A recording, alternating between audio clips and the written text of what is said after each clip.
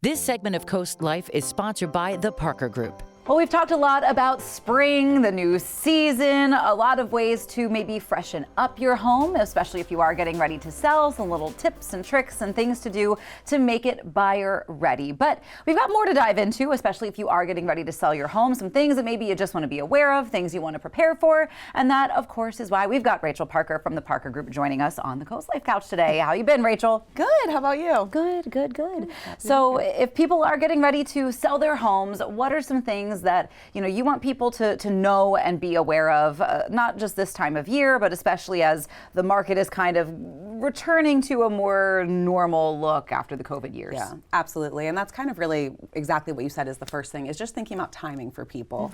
So in Sussex County now, houses, depending on price point, are taking between 75 and 85 days to sell on average. Okay. Which is a lot longer than it used to be. I mean, during COVID, we were looking at a week, Right. And so with that, people really need to think through, if I know I want to be in a new house in September, I need to backtrack 4 months back, and I'm getting pretty close to needing to think about that. And the reason why that breaks down is because it's not only the days on market, but if you think about it, most people aren't ready to just go ahead and hit active the second they speak to a realtor, right? You might have a couple little things you want to fix up. You might just need to get your arrangements in order. Sure. Obviously, you have to get photography and get the marketing done. And then even once you get that contract, it's a minimum of 30 days beyond that it's going to take the buyer to get their financing in order, maybe some inspections, all of that kind of stuff before you go to closing. So like I said, you really are total looking at about 4 months of a process, and you should really be planning accordingly. Yeah, I mean, I think a couple things in there that are really key points. I mean, you mentioned the photography and the marketing. I think that is something that should not be overlooked if you're a seller, because if you're a buyer, usually the first time you encounter a property is online. You're combing through the photos. If the photos don't look good, you're going to be like, oh, I don't really know about this place. But if you were there in person, you would see that it is really nice. Or if you had better pictures on hand, you would see that it is really nice. And that kind of leads me to point number 2, so thanks for the layup, which is the condition of the home. Because houses are sitting for longer, buyers don't feel that sense of urgency that they felt during the COVID years, when it was like, this house will be gone if I don't buy it right now. So they really are taking their time and thinking things through, which is a good thing for buyers. You don't want to rush into buying a house. It's a big decision. But for sellers, that means you really do want to make sure that your house shines. Like you mentioned, most people are starting online. The first thing that they're going to see is that picture of the front of your house. And so curb appeal matters a lot.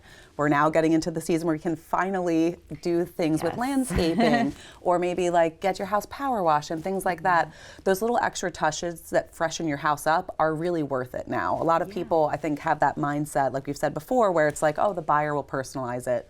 They have a lot of choices. You want them to pick your house. And so it's worth investing that time to make sure that your house shines in the photos. What else you got for sellers as far as, keeping themselves aware? Yeah, so the last thing I think is really important strategy tip for sellers is to be really thoughtful about pricing. Yeah. And so when we sit down with sellers, a lot of the times they say, well, if I could get this stretch price point, I want to go for it. Why not?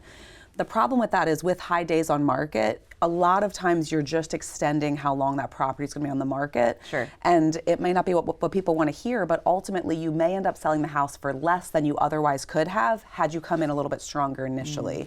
And so the one way where we really do see people able to speed up their timeline on days on market is to come in and price aggressively. Yeah. Because the only place that we're seeing where buyers really do still feel urgency is if they see a deal on the market. And so in those situations where people have been willing to, come in with an aggressive pricing strategy, we actually have seen multiple offers 1 week on the market, 45 people through the open house kind of situations that feel like that busy market, but that's really all just strategy. The house was ready to go. It looked like a great deal when it came on the market, and buyers got excited. It makes perfect sense to me, really. I mean, if I put on the hat of a prospective buyer, you're thinking, oh, this price is so good.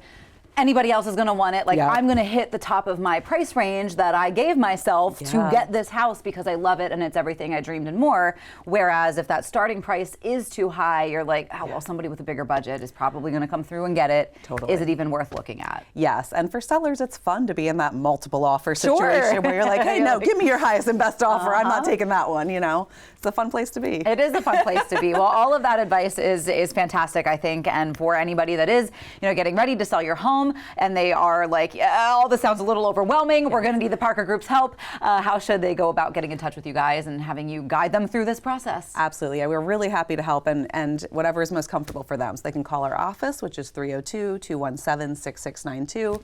Our email is just hello@theparkergroup.com. Or you can find us on social media, theparkergroup.com, or anywhere they can think of. There you go. They're here for you. Well, Rachel, as always, it's such a pleasure to have you on the CoastLife couch, and you're always helping us out. Try my best. Coming up on CoastLife, though, we're going to introduce you to a sweet, adorable pup looking for their forever home. But first, we've got this week's Happy Place of the Week. Discover a truly rare opportunity where lifestyle, income potential, and homeownership come together on this expansive 12.7-acre 2-parcel property. Currently operating as a productive orchard, greenhouse operation, and microgreens business, this property is thoughtfully equipped for both personal enjoyment and entrepreneurial pursuits. The residence itself is a well-appointed 4-bedroom farmhouse offering over 2,000 square feet of comfortable living space. Happy Place of the Week is sponsored by the Parker Group.